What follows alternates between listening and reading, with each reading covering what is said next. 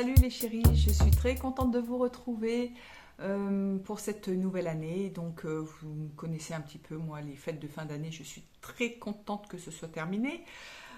Ça me saoule. Donc voilà, là c'est fini, on repart sur de bonnes bases. Pour cette nouvelle année, je vous poste un premier vlog, le premier vlog de janvier. Il y a plein de choses, mais c'est vraiment varié là, hein, pour le coup, par rapport à celui d'avant. Celui de décembre, il n'y a pas eu grand-chose parce que j'ai été malade. Et puis là, ça y est, on repart un petit peu sur les chapeaux de roue.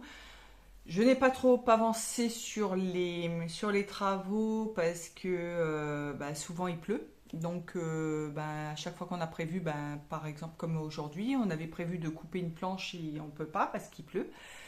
Bon, il y a un petit peu de travaux quand même. Il y a des histoires d'animaux. Alors pour les âmes sensibles, je préfère vous prévenir tout de suite. Si à un moment vous voyez une tête, un smiley horrifié, surtout accrochez-vous. Je préfère vous prévenir.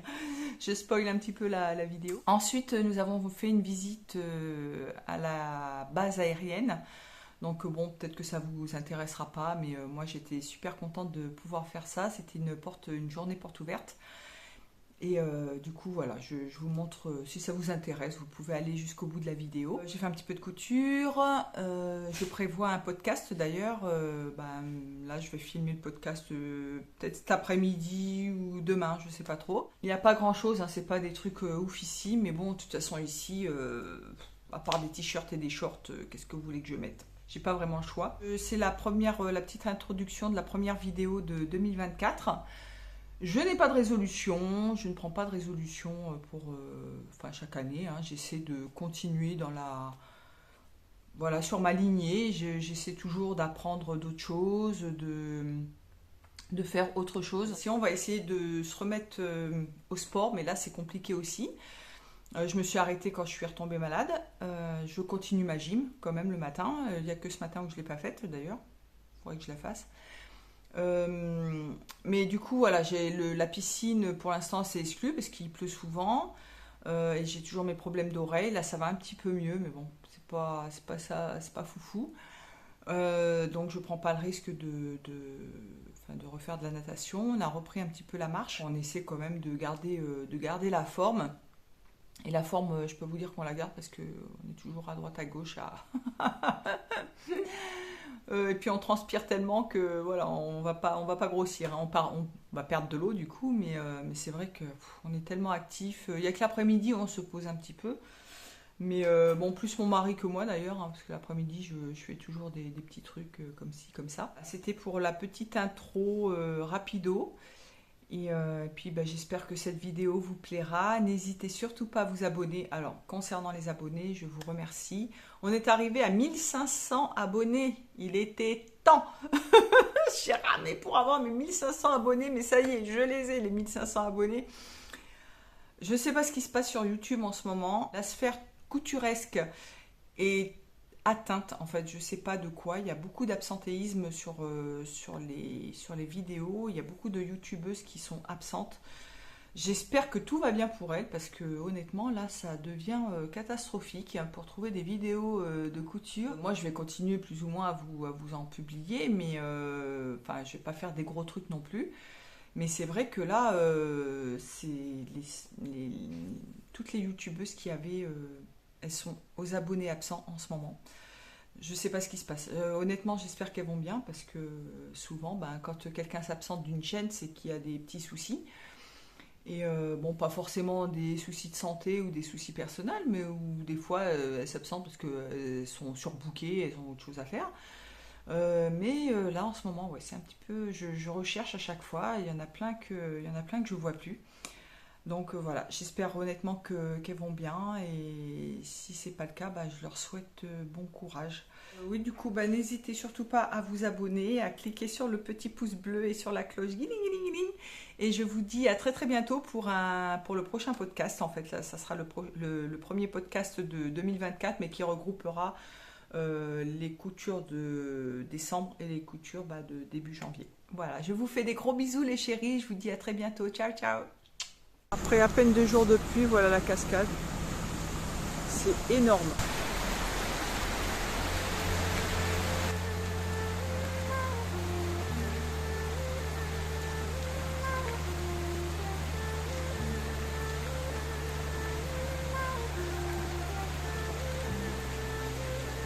Là, vous voyez qu'il y a d'autres petites cascades là.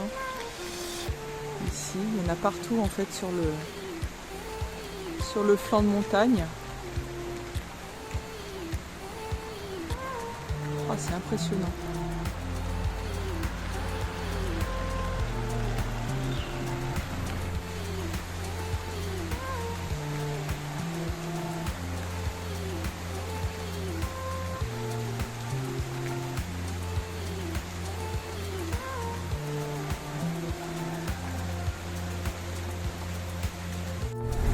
Nous sommes le 1er janvier, nous redescendons de notre petit Airbnb, donc je vous ai filmé les cascades un petit peu. On a un temps, waouh, il pleut, il fait 20 degrés. Là ça s'est un petit peu réchauffé on va dire, il faisait 17 degrés tout à l'heure quand on est descendu. Et là il fait 20 degrés, il est 13h37 exactement. Je sais pas quel temps il fait chez nous, a priori il pleuvait pas tout à l'heure. Salut les chéris, nous sommes le 2 janvier, on a un temps, il pleut, il a plu cette nuit. Il fait pas froid, hein. On a même très chaud. Donc on avait prévu au départ de faire des travaux dehors, du coup on va pas pouvoir. Donc je vais essayer de m'attaquer à la cuisine un petit peu pour gratter le mur, vous savez là où il y avait l'ancien plan de travail. On voit pas grand chose, donc bon ça va être un petit peu compliqué, mais bon on va essayer de faire ça.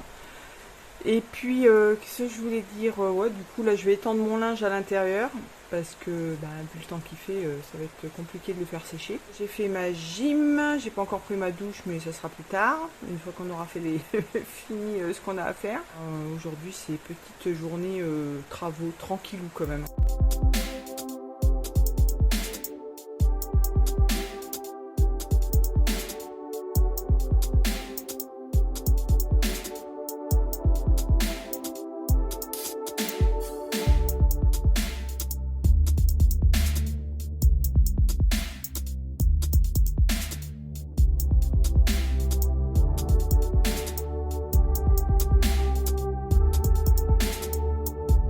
Voici ce que j'ai fait. J'ai gratté un peu, j'ai enlevé un petit peu d'épaisseur au niveau de la mousse là parce que ça faisait vraiment des gros paquets. J'en ai laissé parce que de toute façon il faut laisser les trous bouchés parce que sinon ça sert à rien. J'ai bouché dans le coin là-bas parce qu'en dessous j'ai regardé, il y avait un trou mais comme ça en fait, en dessous le tuyau. Et puis un petit trou sur le dessus aussi. Donc j'ai bouché. Après derrière le tuyau là, s'il y a des trous, malheureusement j'ai pas accès, j'arrive pas à voir s'il y en a.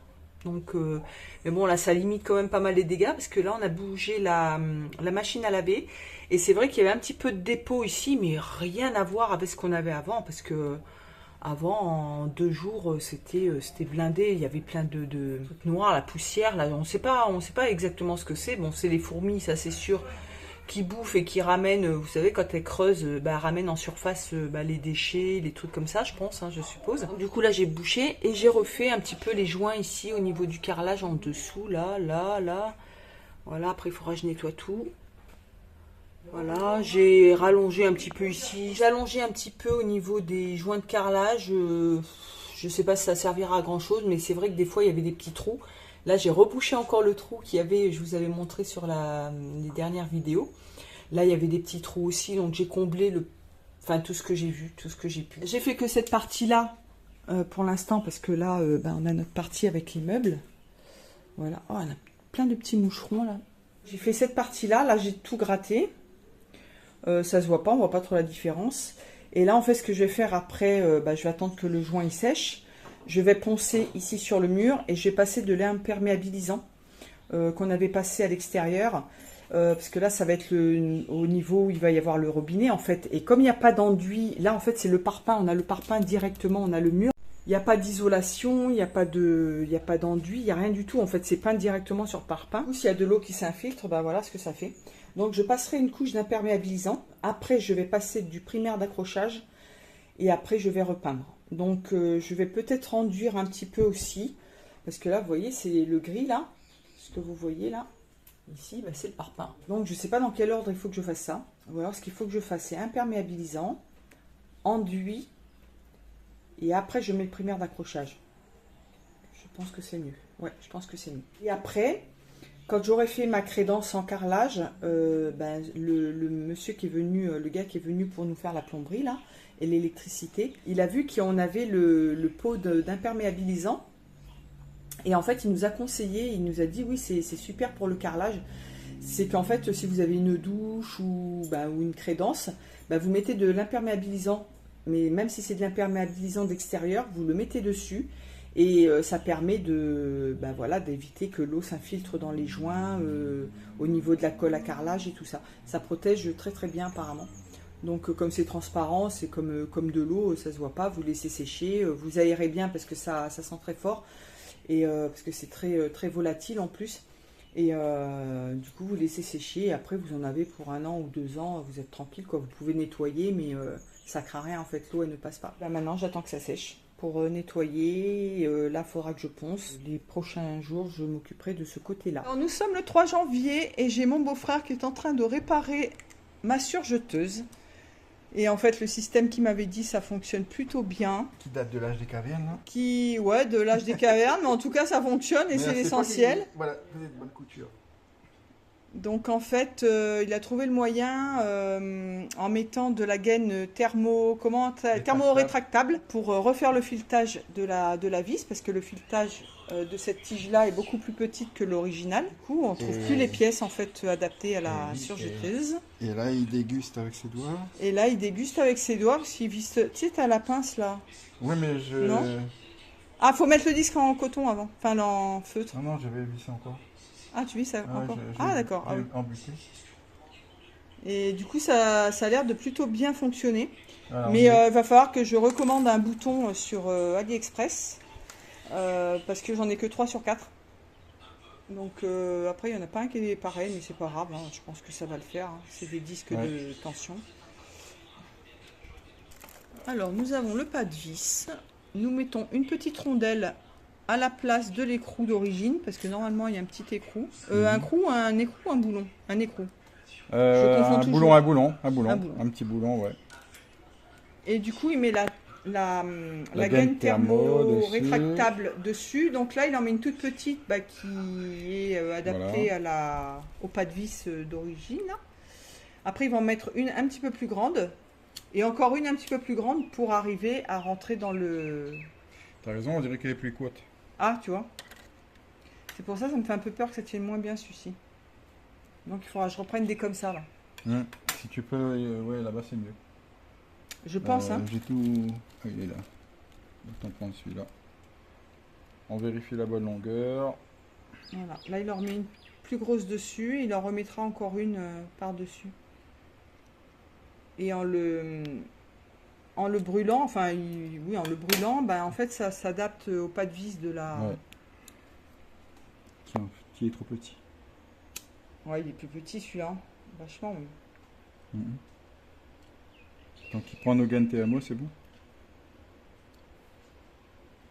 On verra si ça tient. Si ça tient pas, j'en achète. On a mis 2 là Non, je crois que t'en as mis qu'un. Qu'un seul, hein. Ouais, il me semble. Bah, essaye, hein, au pire.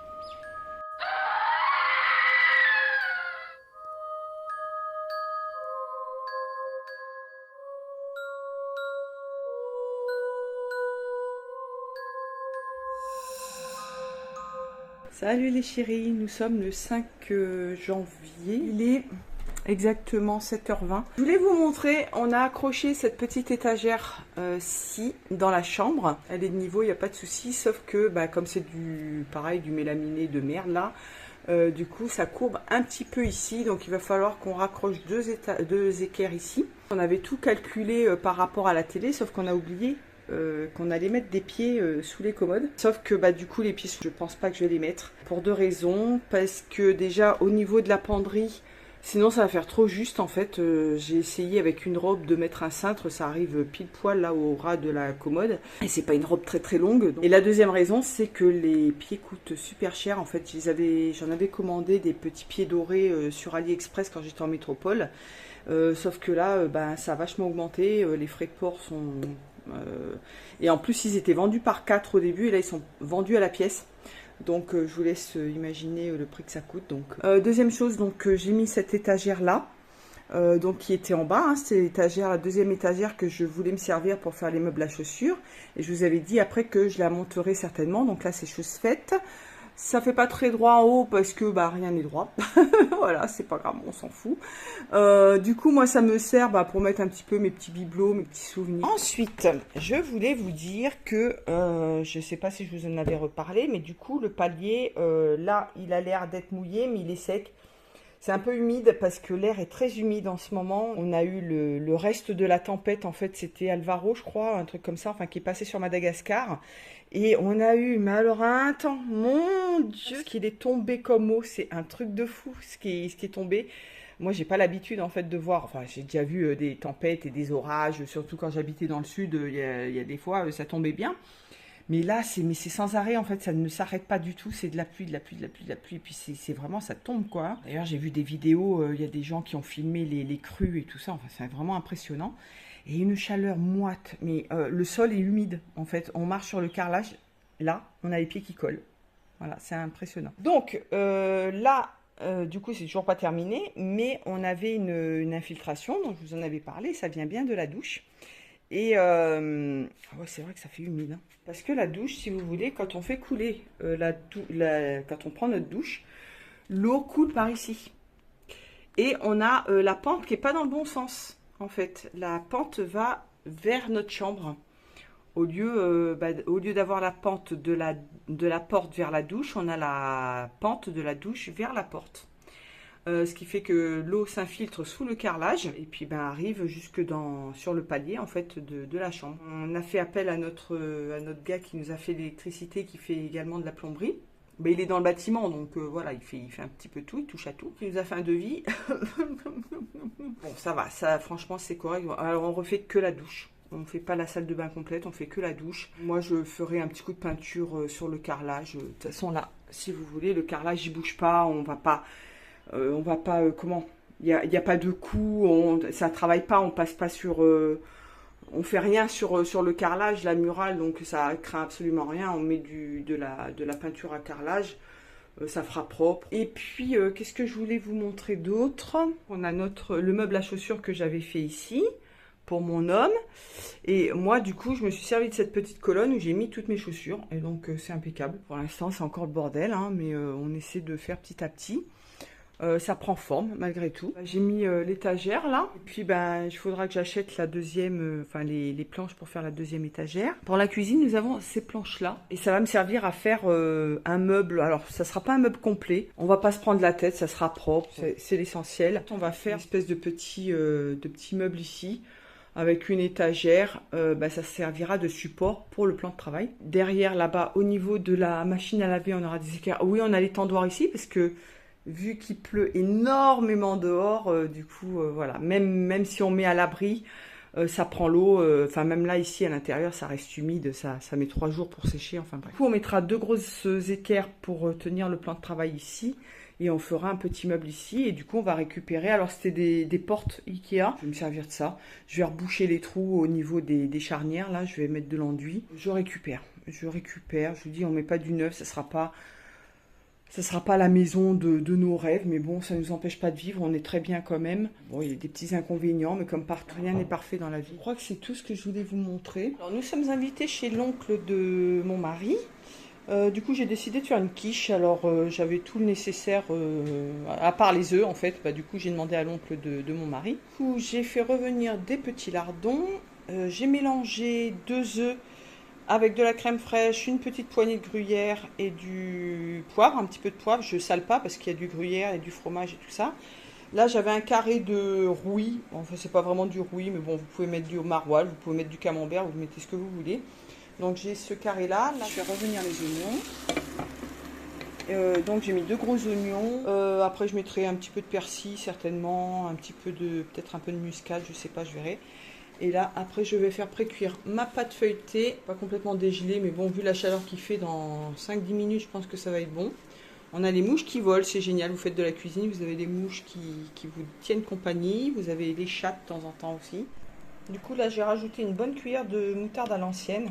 Vous voyez, comme ça donnera un petit peu de croquant et un peu de goût. Je mets pas de sel, hein, je rajoute surtout pas de sel. Et là, je vais pouvoir faire précuire ma pâte.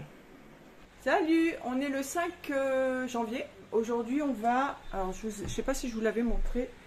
La petite étagère qu'on avait mis ici dans la chambre au-dessus de la télé. Et en fait, elle est de niveau. Sauf que elle se courbe comme ça. Donc, on va la renforcer. On va mettre deux petites équerres ici. Ça va être visible, mais tant pis. On n'a pas le choix. Donc, on va faire ça. Je vais mettre des petites équerres. Les petites équerres comme celle-ci, parce que les grosses qu'il y a là, franchement, ça fera vraiment trop moche si on en met deux ici. Comme ça, on pourra mettre nos DVD, on pourra ranger plein de trucs dedans, ça sera un peu plus renforcé. Je sais pas si on va voir là. Si on... Enfin, là, on voit pas. Alors, je voulais vous montrer le résultat de l'étagère. Là, elle est bien droite. Donc, on a mis tous nos DVD en haut.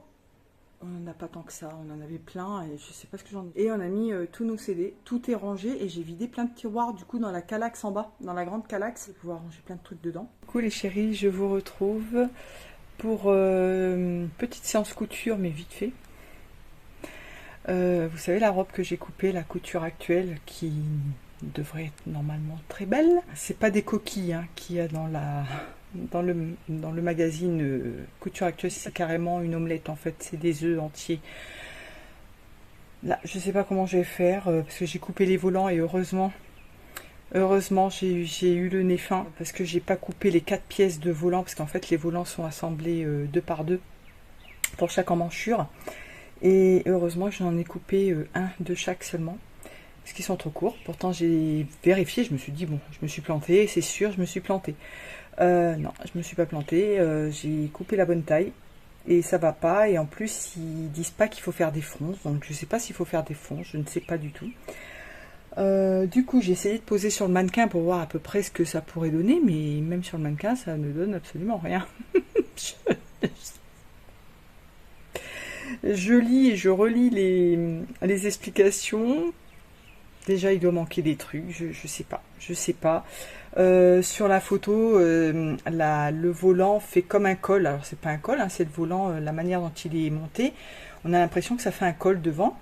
Sauf que, je sais pas comment on fait pour faire cette espèce de pointe de col. Je sais pas du tout. Donc, va falloir que je bidouille un truc pour essayer de voir un peu ce que ça va donner, mais à mon avis ça va rien donner du tout et je suis dégoûtée parce que cette robe je voulais vraiment la faire, elle est, quand on la voit en photo elle est trop belle, mais là couture actuelle quoi.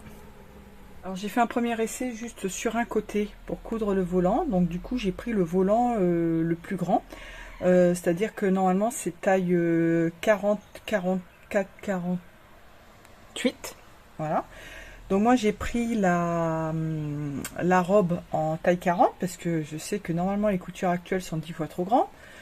J'espère que là ça va aller parce que il suffit que je fasse le contraire pour que évidemment ça soit trop petit, mais bon, je m'attends plus à rien avec les coutures actuelles. Du coup le volant, j'ai pris la taille 44 pour la robe de taille 40, donc vous voyez un petit peu le bazar. Donc j'ai fait un premier essai mais ça n'allait pas parce que les précisions, c'est un peu bizarre, ils savent pas, ils vous disent pas quelle pièce prendre parce que les repères, vous pouvez avoir le repère A par exemple sur le devant et le repère A sur le volant, ce qui est le cas là.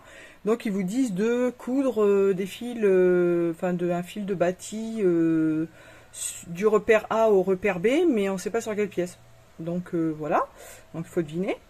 Donc j'ai fait un premier essai et ils vous disent pas si c'est endroit contre endroit, envers contre envers. Moi là j'aurais dû réfléchir mais j'ai pas réfléchi donc je me suis trompée.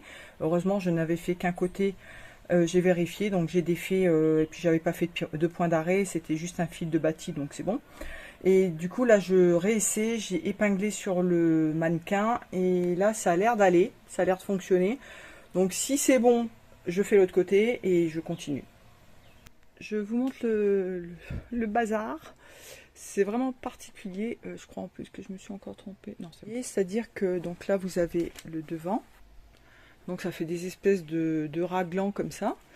Vous avez le dos avec une fermeture à glissière que j'ai montée. Alors c'est une fermeture à glissière que j'ai récupérée, qui est toute petite. C'est cousu n'importe comment parce que j'avais la flemme de changer mon pied. Comme c'est une toile et que je savais que j'allais me casser la tête pour le reste, j'ai dit c'est bon, je la couds. Bon, ça passera. Si jamais la robe me va, franchement, ça sera pas grave, ça se verra pas. Et du coup, donc on n'assemble pas encore les côtés, ça s'assemble après, je suppose. Et nous avons donc des empiècements dos et devant. Donc vous avez une partie qui vient ici avec l'emmanchure et une partie qui vient ici avec l'emmanchure. Voilà. Donc c'est cousu par les petits bouts d'épaule qu'il y a au niveau des empiècements. Et du coup, vous avez cette partie-là, voilà. Donc, vous voyez les empiècements qui sont ici, voilà. Donc, ils sont assemblés par l'épaule, voilà, comme ça. Et vous avez donc le volant qui est comme ça, voilà. Donc, ça fait une espèce de machin comme ça, en angle. Et après, il faut assembler, les empiècements en fait avec avec le corps. Et là, il ne précise pas qu'il faut faire des fronces apparemment. Enfin, ou alors c'est dit, mais bizarrement en fait. C'est bizarre leur machin. Et ça donne pas comme sur la photo. Je vais continuer et puis on verra bien ce que ça donne. J'ai assemblé les empiècements avec les volants. Et en fait, l'espèce de faux col, ce que je vous disais tout à l'heure, en fait, c'est juste le volant qui retombe comme ça et on a l'impression qu'il y a un col. Donc alors là on voit le petit surjet, le petit ourlet, mais franchement est-ce que c'est grave, je sais pas. C'est une toile, donc moi je vous dis, je voulais pas avoir les deux volants, ça prenait vraiment trop de tissu. Mais ça commence à ressembler à un petit quelque chose. Est-ce que ça m'ira? J'en ai aucune idée. Au pire, je le revendrai, je sais pas. Après, là, est-ce que c'est choquant? Je sais pas. Peut-être fallu que je fasse un double ourlet, un petit. Après, il est peut-être encore temps de le faire. Hein.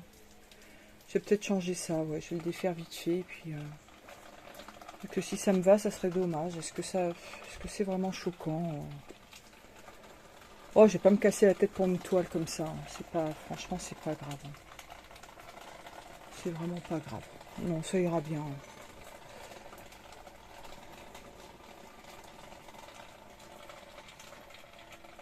Parce que ça va aller un peu sous les bras. Voilà. Bon, on va voir. Je vais continuer, on verra bien. Alors, j'ai assemblé les côtés et j'ai surjeté. Voilà, j'ai tout assemblé pour l'instant. Il me reste les finitions à faire et les volants à accrocher. Donc ça rentre sur mon mannequin que j'avais fait, donc sachant que j'ai un petit peu maigri. Là, je suis en train de reprendre du poids. Parce que je fais pas de sport depuis presque depuis 15 jours. Du coup, je peux pas aller à la piscine parce que déjà vu le temps qu'il fait, regardez-moi ça, je risque pas d'aller à la piscine pour deux raisons. Donc pour ce temps-là et pour mes oreilles.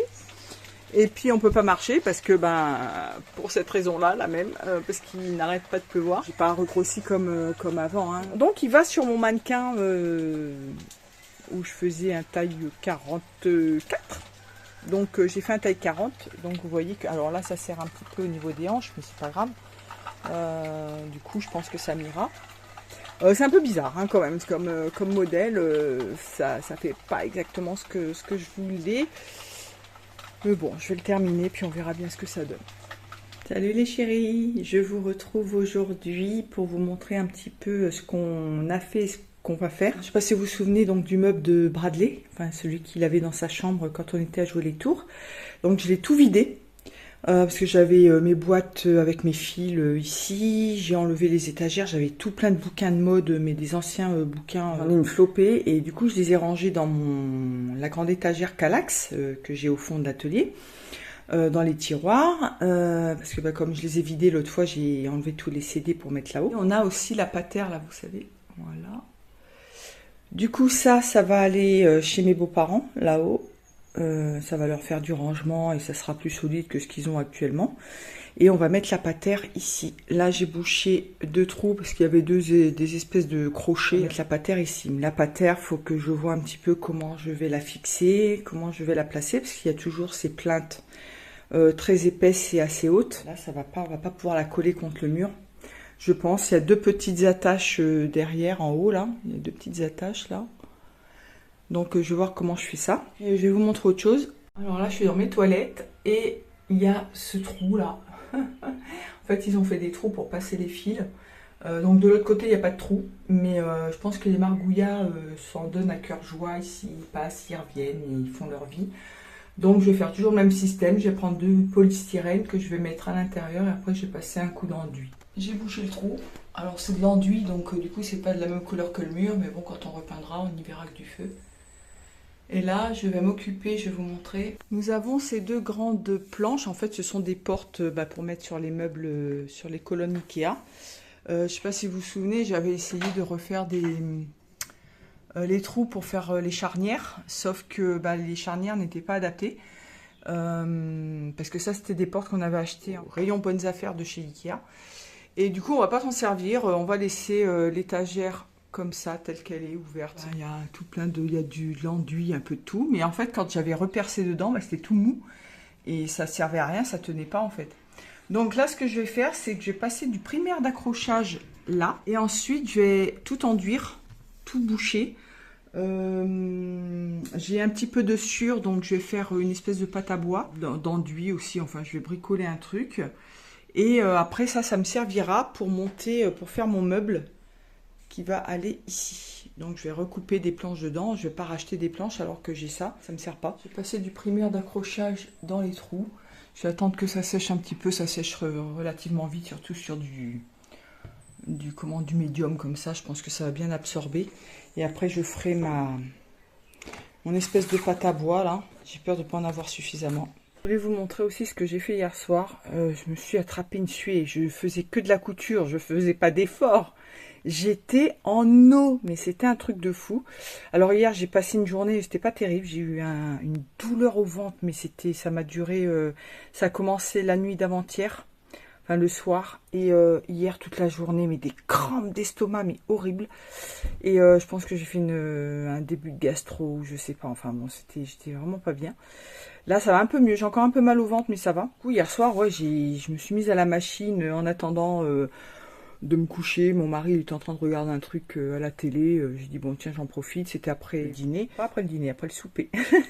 J'ai transformé, parce que j'avais presque fini la robe là, sauf que ça allait pas du tout, j'ai essayé, je vais vous montrer. Et comme je m'y attendais, comme c'est du coton et que le volant, il n'y a pas de front, c'est un petit peu coupé en trapèze. Voilà, ça fait ça quoi. Alors j'aurais pu montrer la photo portée, j'ai complètement zappé. Je vous dis, j'étais pas super bien hier. Et du coup, ça part un peu... Enfin, c'est pas joli, quoi. Franchement, c'est pas joli. Je vais essayer de vous montrer ça autre. Vous voyez, ça fait un genre de truc... Voilà, ça fait comme ça en bas. Et c'est très moche. En plus, ça arrive au... Parce que je l'avais rallongé, je trouvais ça... J'avais posé le patron vite fait sur moi. Avec le volant, je dis, ça fait super court, en fait. Du coup, j'ai dit, je vais rallonger un petit peu. J'avais rallongé de 7 cm en comptant l'ourlet. Donc, moins 2 cm d'ourlet. Et mais ça fait moche quoi, ça fait un truc derrière déjà c'est mal, ça flotte là, c'est serré, un peu plus serré sur les hanches, mais ici ça flotte, il n'y a pas de pince, il n'y a rien, enfin c'est pas terrible. Et au départ je vous avais dit que j'avais mis une fermeture à glissière, je l'ai enlevée et j'ai fait une espèce de grande goutte à la place. J'ai fait à l'arrache, hein. À l'arrache, les finitions sont pas terribles, hein, ça reste une toile, ça sera portable, mais bon j'ai pas fait des finitions oufissimes. Et du coup, j'ai fait les biais aux emmanchures, ça c'est prévu dans la finition. Sauf que comme une cruche, alors j'ai fait un biais à plat au niveau des emmanchures, mais comme une cruche, là pour faire un biais à plat, c'est pas possible, puisqu'il y a les volants, les fronces et tout ça. Comme ça, en fait, quand vous retournez le biais pour faire à plat, vous avez le volant, l'épaisseur du volant, et, enfin c'est pas joli. Du coup, je suis en train de transpirer, j'en peux plus. Je sais pas si ça se voit là. Je suis encore en pyjama, je n'ai pas pris de douche, hein, mais même si je prends une douche, ça sert à rien. C'est comme si je faisais rien. Vous savez pas l'odeur. Ouais, comme une bébête, j'avais recoupé pour faire mon biais à plat. Et sauf que du coup je me suis plantée. Et ce que je vais faire en fait, je vais faire une espèce de biais à cheval comme on fait d'habitude. Là j'avais déjà fait la sous-piqûre, mais la sous-piqûre du coup va se retrouver sur le dessus, sur le devant. Mais bon, c'est pas moche, hein, c'est discret. Et je vais faire un tout petit biais et je vais le coudre à la main. Comme ça, ici. Il va être minuscule, il va faire quoi, à peine 7 mm, 5-6 mm de large. Voilà, ça va faire un petit machin comme ça, mais c'est pas grave. Là, il faut que je fasse une bride pour mettre un petit bouton. Et puis ça sera terminé en fait. Donc je vous montrerai ça au podcast. J'espère que porter ça ira mieux que la robe. Ça va pas être le projet de l'année, hein, encore une fois, mais ça sera portable. Ça sera portable avec un petit short en jean ou ça peut être sympa, ça peut être mignon. Il n'y a que l'histoire des volants là où avec l'ourlet, quand ça se retourne, on voit l'ourlet. Mais ça c'était volontaire au départ, hein, mais du coup je pensais pas qu'on allait le voir autant. J'ai montré à mon mari, il m'a dit bon, je pense pas que les gens ils vont tilter, honnêtement. Et là il va être temps de faire ma pâte à bois pour boucher les trous. J'ai bouché tous les trous. Alors pour l'instant c'est dégueulasse, hein, bien sûr, c'est normal. Mais après je poncerai. Et s'il y a des manques, je mettrai de l'enduit. Donc là c'est de la pâte à bois que j'ai faite moi-même avec de la sciure que j'avais gardée précieusement. Et j'ai bien fait. Et j'ai blindé de colle à bois. J'en ai mis un bon paquet parce que pour que ça soit onctueux, enfin que ça soit une pâte en fait. Hein, tant que vous... Enfin la sciure, elle a tendance à sécher la colle. Et du coup, il faut en mettre. Et j'ai mis un tout petit... J'ai humidifié légèrement parce que comme la colle à bois, c'est de la colle à base d'eau, pour pas qu'elle sèche trop vite parce qu'elle sèche quand même relativement vite cette colle-là. Et du coup, j'ai humidifié un tout petit peu. Et en plus, ça va faire gonfler les petits copeaux de bois. Et comme ça, je pense que ça prendra un peu plus de volume, j'ose espérer. Donc là, il va falloir attendre que ça sèche. Vu le temps qu'on a en ce moment, que c'est très humide, c'est pas prêt de sécher. Hein. Je pense que ça va prendre 2-3 jours facile avant que ça soit bien sec. Et du coup, après, je poncerai et je comblerai avec de l'enduit.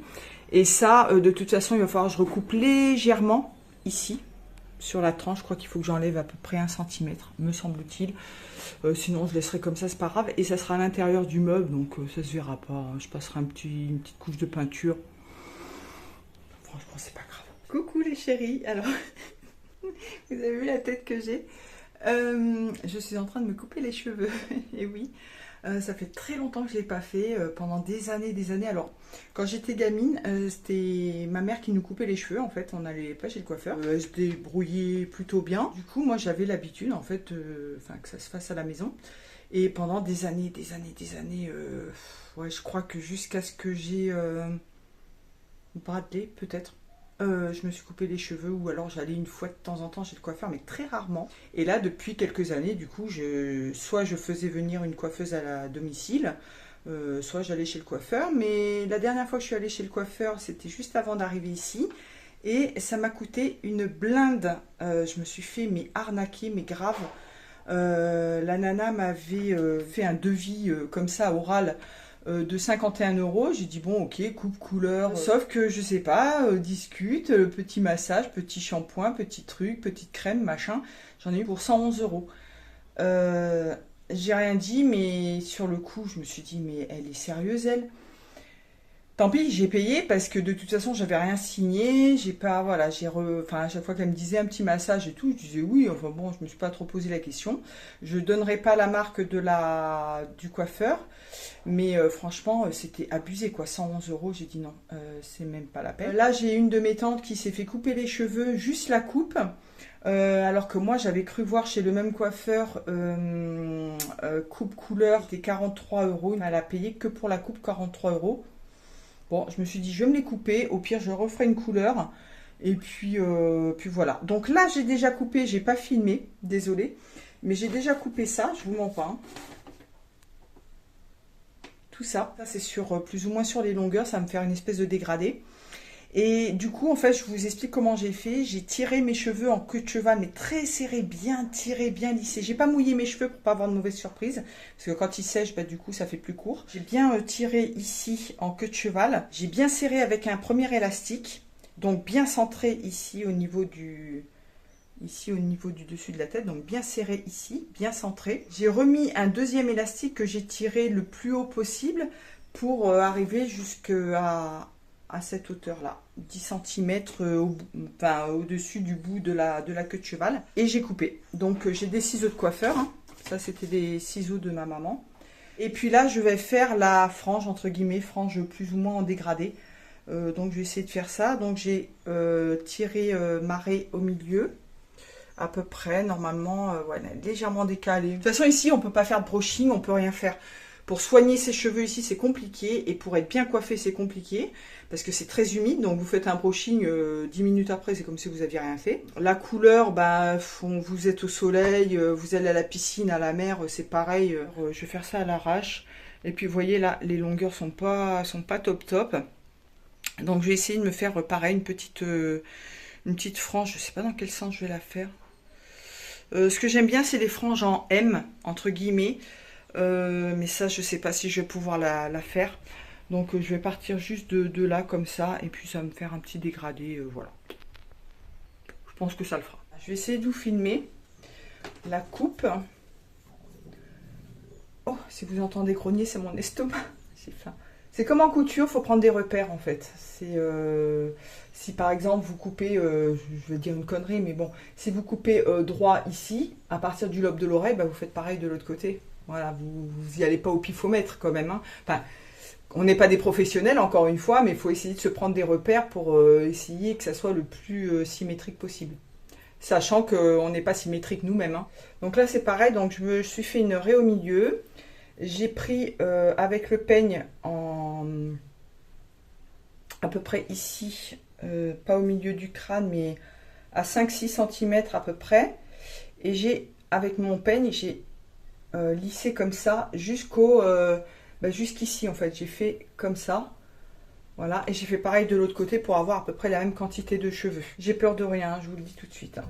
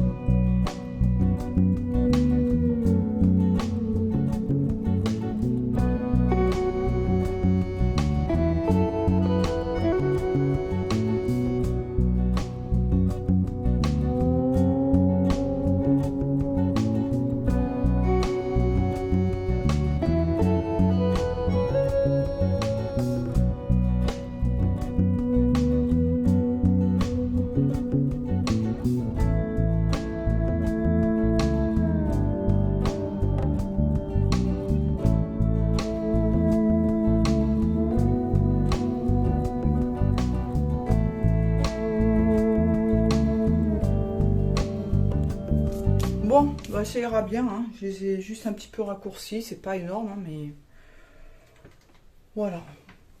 Ça fait moins de différence de couleur entre les pointes et les racines. Là, j'ai mis un peu d'éclaircissant et puis bon, on verra bien. Alors nous partons aux journées portes ouvertes de la base aérienne. Donc là, on a été se garer là où on pouvait. Donc on va faire notre sport. J'espère que ça va être intéressant. Ça va nous rappeler un peu des souvenirs avec nos maris. Et ce que j'espère, c'est monter dans l'avion. C'est celui où il y a les parachutistes.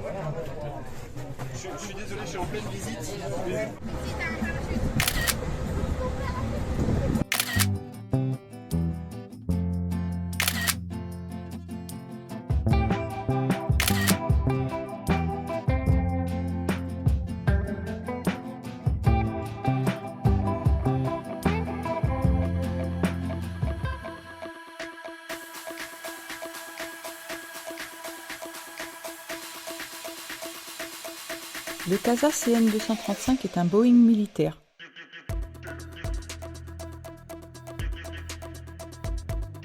Il est conçu pour différentes missions.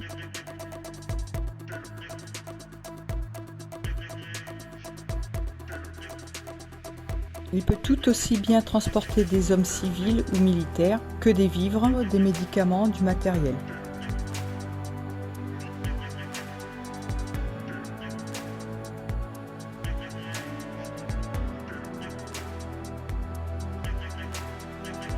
Il a la capacité de largage de fret ou de parachutiste, environ 28 tonnes.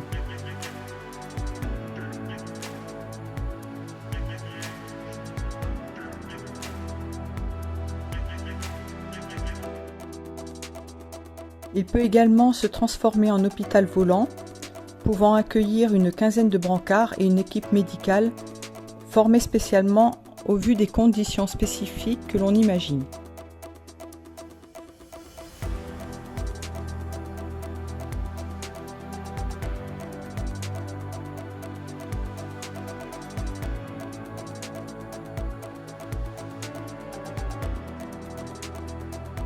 Il peut également être modifié en avion de ligne d'une capacité d'à peu près 45 passagers. Sa charge maximale est de 6 tonnes, mais dans ce cas, il devra faire un compromis en ayant moins de carburant. C'est l'un ou l'autre.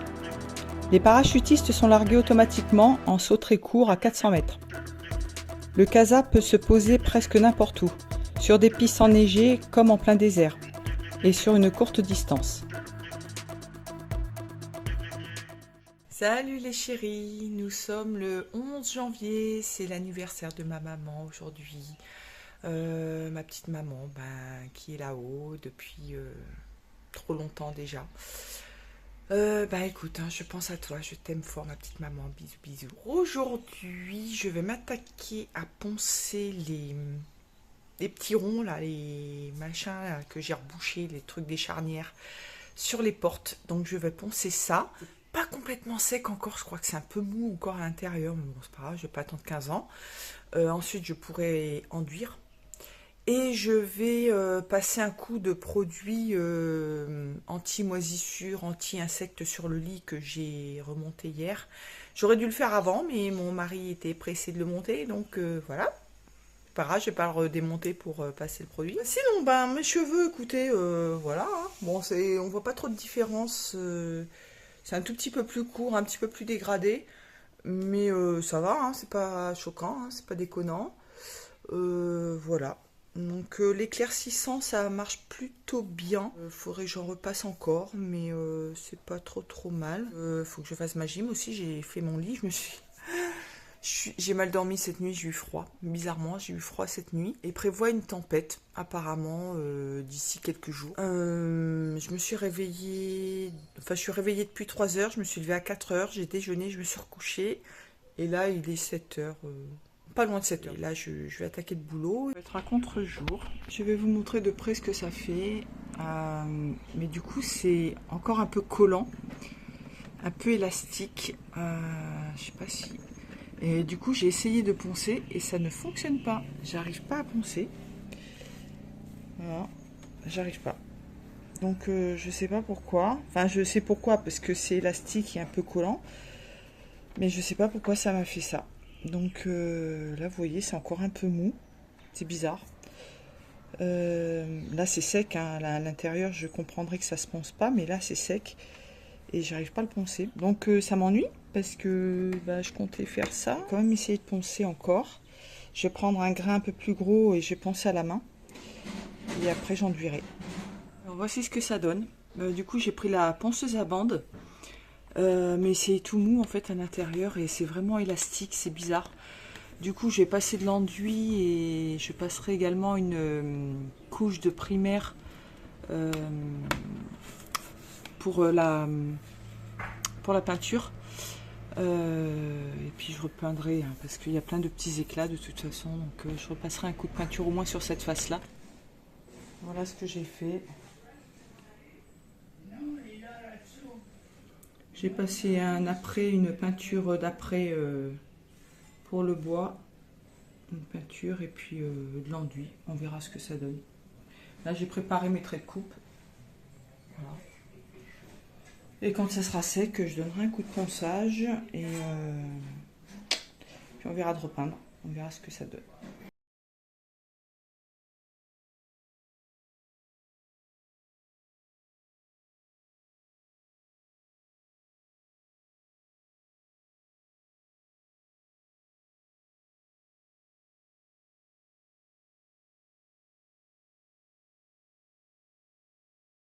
Je suis en train de passer le produit anti-moisissure et anti-insectes. Ce qui est pénible avec ce produit-là, c'est que c'est transparent. Donc pour voir exactement où on a passé, c'est pas évident. J'essaie de faire par étapes, mais c'est pas facile. Parce que ça sèche très vite en plus. Donc on badigeonne et puis là, je fais bien mousser. Comme ça me permet de voir à peu près où j'ai mis. J'essaie d'aller dans les interstices parce que comme le lit est déjà monté, ben, c'est pas évident. Il aurait fallu que je passe sur toutes les planches avant de remonter le lit. Mais comme mon cher mari était pressé de monter le lit, n'est-ce pas, mon cœur? Je pense que ça va le faire quand même. Alors mon beau-frère est en train de couper les branches du litchi parce qu'il y en a vraiment partout. Et puis ben là on est en train de tout débarrasser. Donc on coupe, on garde les grosses branches pour faire du petit bois pour allumer le barbecue. Et puis après, tout le reste, ça part au déchet vert. Donc ça fait environ 1 heure qu'on y est. Donc mon beau-frère est au-dessus et puis il attache les branches parce que c'est très lourd et les élagueurs ne viennent pas pour si peu en fait. Parce que du coup ça coûte cher et ils ne viennent pas pour 2 branches. Donc on est obligé de se débrouiller par nous-mêmes. Alors nous avons ce sommier en métal qui est plus bon en fait parce que c'est de la maille et tout et en fait ça creuse de fou. En fait on peut pas dormir là-dedans. En fait je vais le récupérer pour pouvoir mettre ma grande étagère Kallax dessus. Je vais faire un support. En fait je vais l'insérer là-dedans. Donc, il faut prendre les mesures, hein, bien sûr. Ça, c'est mon beau-frère qui va faire ça, parce que lui, il coupe le métal et il peut souder. Moi, je ne sais pas faire. Et du coup, on va récupérer les pieds également pour mettre de l'autre côté, puisque l'étagère se trouvera ici. On va le nettoyer. On va bien le brosser, on va le démonter, enfin, si on peut. Et puis, on va mettre le lit en bois que j'ai monté hier. Là, on va tout nettoyer, parce que vous voyez que là, les plaintes sont attaquées par les bestioles. Et je ne peux même pas faire un joint, parce que l'espace est trop important ici. En dessous, donc en fait il faudrait faire sauter les plaintes, remettre des plaintes au ras du sol et faire un joint, mais là pour l'instant je peux pas, j'ai pas le temps, j'ai pas les plaintes en plus, mais vous voyez les dégâts que ça fait, c'est incroyable. Puis là ça avait été soi-disant refait par un gars quand on était en métropole, hein, il devait aménager le studio pour Bradley, heureusement que Bradley n'est pas venu parce que le pauvre, bonjour les dégâts.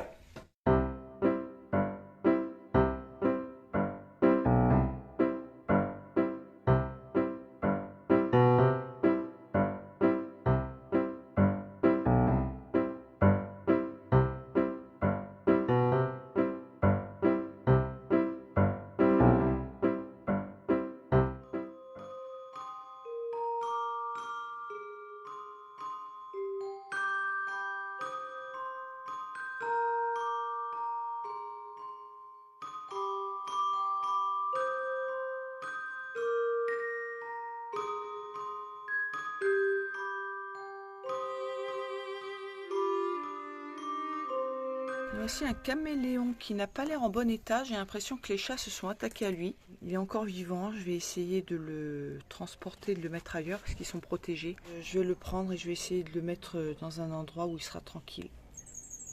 Il est en train de me mordre, heureusement que j'ai mis les gants. Il m'a chopé le gant et ça mord très fort. En plus, il a dû muer. En fait, il devait être posé pour muer parce que quand il mue, que ce soit les serpents, enfin tous les animaux, tous les reptiles, ils sont posés et enfin ils bougent pas. Ça prend beaucoup de temps, ça prend des fois plusieurs heures. Ils sont vulnérables et du coup, les chats ont dû l'attaquer à ce moment-là. Donc j'espère qu'il va s'en sortir. Je vous retrouve parce que alors là, pour le coup, j'ai un gros problème avec ma machine à coudre, donc ma machine plate. Et j'ai fait une connerie. Là, je suis dégoûtée, mais alors d'une force pas possible. J'ai commandé sur AliExpress. Alors, ça n'a rien à voir avec AliExpress parce que la pièce est de très bonne qualité. Ça aurait été la même chose avec sur un autre site, en fait, hein, même sur un site français, ça aurait été exactement la même chose. J'ai commandé cette pièce qui est un barillet pour les pieds presseurs. Donc c'est un petit tourniquet, en fait vous mettez les pieds presseurs dessus, donc on peut en mettre trois pieds différents, et vous tournez la molette, et en fait vous n'avez pas besoin à chaque fois de dévisser, de changer votre pied presseur, vous avez trois pieds presseurs différents sur la petite molette. Et pour ça, il faut fixer ça à la place d'un pied, donc sur la barre du pied presseur.